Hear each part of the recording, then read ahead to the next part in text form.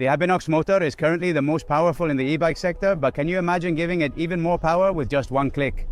Let's do it. What do you think about 1000 watts, for example?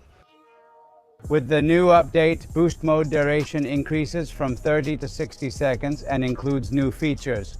Let's try it. At this point, it's clear to us that Amflow and Avinox entered the e-bike sector to shake it up from its roots. It was already a statement of intent when a few months ago they released this new bike, this new motor to the market. The truth is, they still have an impact today. Now it's all about constant updates. In this latest one, as I mentioned before, there are a lot of new features, but let's start with what would be the main headline. Which is what gets all of us excited, and that's the possibility of taking the turbo and trail modes up to 1000 watts. So, if it's alright with you, I'm going to look for a slope that's steep enough to really put it to the test. And I'll let you know. Alright, let's switch from auto mode, which is what I usually use, to turbo. Whoa, wow, what a boost.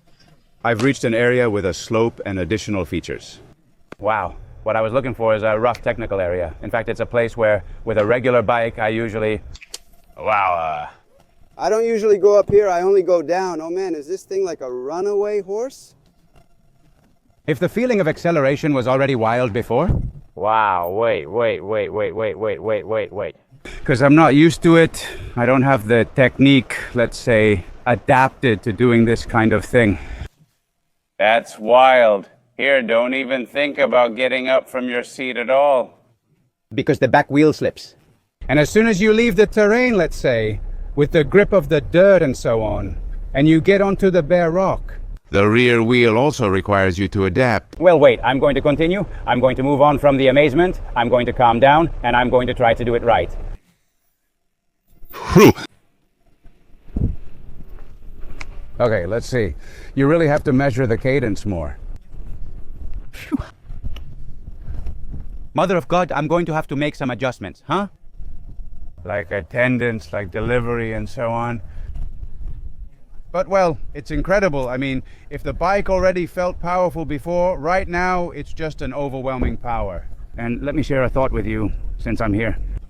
And it's that as e-bikes, especially with this Avinox motor, keep getting stronger and more powerful, I'm getting hooked on a type of sport I didn't know before. Or something that's completely new to me, which is enjoying going uphill with these machines. Because honestly, my idea of e-bikes until now was that they were machines for going downhill, and going uphill was just a formality. And yet, I find myself in a situation where I actually enjoy going uphill with them even more, pushing the limits. The, let's say, technical situations like these, or steep ramps, no matter how steep they are, the bike just keeps powering uphill. And it's practically like a different sport. It's amazing. And of course, this is something you can't experience with traditional bikes. Which way is it? This way. Obviously, you have to keep in mind that the more assistance you demand from the bike, the higher the battery consumption will be. But now let's go to another area to test the new boost mode, which has been extended up to 60 seconds because the previous version only allowed up to 30-60 seconds. It's really insane for a mode that gives so much assistance.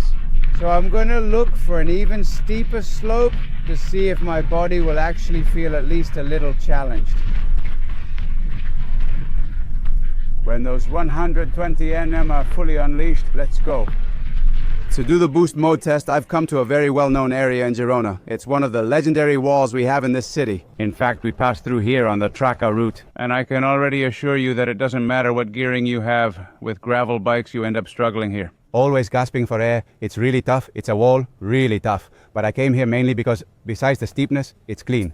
I don't dare use boost mode in an area full of rocks because it could be crazy. So now, pay close attention to my left thumb because I'm going to press this magic button that has the rocket symbol. And let's go up. Come on, let's go. Come on, we got it. This is just crazy. Look, it doesn't matter how steep the slope is. Why? Honestly, I always end up at 24, close to 25 kilometers per hour. So the bike never finds a terrain where it doesn't get limited. Is it really that strong? What's my heart rate? It's 94 beats per minute now. The bike handles everything for me. And we're talking about I don't know, maybe close to a 20% incline right now, 23 kilometers per hour. It's absurd, literally absurd, the power this beast has in boost mode, and it still has 14 seconds left. Incredible. Clearly, the engineers at Avinox wanted this boost mode to be like this. On Sundays, when you have little battles with your buddies from Se Acabó el Modo, with your group ride friends. If you have an Avinox and you activate this mode, you're going to leave them way behind. At least for 60 seconds, I think you might even end up humiliating them. The new update comes loaded with modifications to customize both the assistance modes and the display. Everything I'm going to explain from now on can be changed both in the mobile app and on the display on the bike's own touchscreen, even while you're riding. To begin with, we have a new control center with endless data and options, including the ability to turn off the screen while we're riding. In case you want to completely disconnect from the data, then of course, you can turn it back on. Another interesting option is the ability to change the order of the assist modes, so you can have them arranged in the way you find most convenient. You can also create new screens with up to 8 data fields to monitor simultaneously while on the go. And some of this data can even be displayed as line or bar graphs, which makes it very visual. And finally, the bike can now connect with other wireless systems, such as external lights you might have. New features related to other different assistance modes. To begin with, the smooth mode.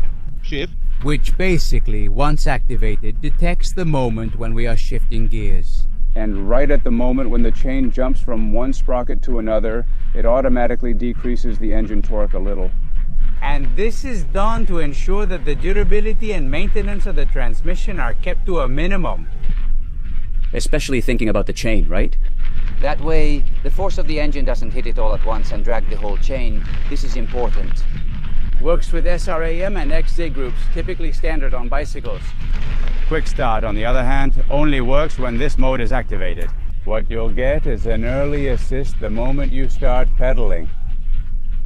Think about that typical situation where you're on a really steep hill and you have to start from zero. Well, that's where it's going to help you ahead of time. And finally, there's the walk mode feature, which is for moving the bike. You know, with that minimal push speed when you're off the bike, but there's a steep slope that way. So from now on, just by pressing the button, This will now be activated. Before closing, I'd like to share a couple of powerful thoughts. I already mentioned the first one at the start of the video. And I think it's inevitable that bikers like us will end up looking for and exploring new ways to have fun with these beasts. Because the more powerful the motor is, the easier it is to do things uphill. I think we used to overlook everything about going uphill. With long rides, now more and more we're going to, discover, I don't know if I should call it a new sport, a new type. But it's clear that this type of bike, when going uphill, feels more and more like the push of a motorcycle. The steeper the slope, the better, and yet you still keep the lightness of an e-bike, right?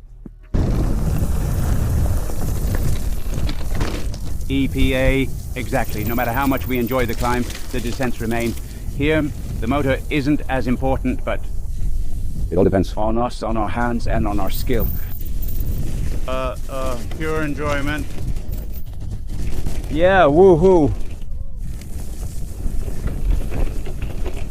Woohoo. The motor makes climbing easy, so you reach the downhills feeling fresh. The second thought I'd like to share with you, which I think is very important and that all e-bike users should take to heart, is that for me, all this that I've shown you today, more power, 1000 watts, 60 seconds of boost mode, is great as a technological advancement. But I think these are just anecdotes when it comes to the sensible and regular use of this kind of machine. Honestly, I enjoy this bike the most, and in 97% or 98% of the cases, the mode I use is auto. I love the auto mode because in the end, it's like driving an automatic car. I mean the bike. It helps you by providing the right assistance when you need it. I have it at 800 watts, which is more than enough for my weight and fitness. No need to raise it to 1000. And really, it's an assistance mode where you're not skidding, where your back wheel isn't slipping on a climb and so on. It's like the most rational mode and also the most enjoyable way to use this type of bike. All the other stuff, the ability to take the motor up to 1000 watts, the 60 seconds of boost mode, Well, it's fine as an anecdote, as a laugh at a given moment. It's fine for a bit of competition or even as a lifesaver. There may be times when you say, hey, I'm completely wiped out and exhausted. Do I need the bike to handle this slope for me? Do you approve, or is it optional? A feature that this motor has and that you can use at a given moment when you need it. I think getting into a debate about whether these kinds of upgrades are bad because people are going to use them. Look, this is a matter of common sense. A knife can be used to cut cucumbers in the kitchen or to stab a person and kill them. It's the same. Depending on a person's judgment and common sense, they'll use it correctly or do something foolish. I want to say that while this video focuses on updates, I assure you that's not my daily routine. I practically don't use it at all. That's it, just leaving this message. Share your opinions in the comments. What do you guys think about these new updates and the doors they open? Maybe the things that are yet to come. And above all, don't forget to follow the channel, because if you like the e-bike world and especially everything related to Avinox and Amflow, I'll be at Eurobike soon with many new things from both the e-bike world and this brand. So hit the subscribe button, give a big like, and I'll see you in the next videos. Bye-bye.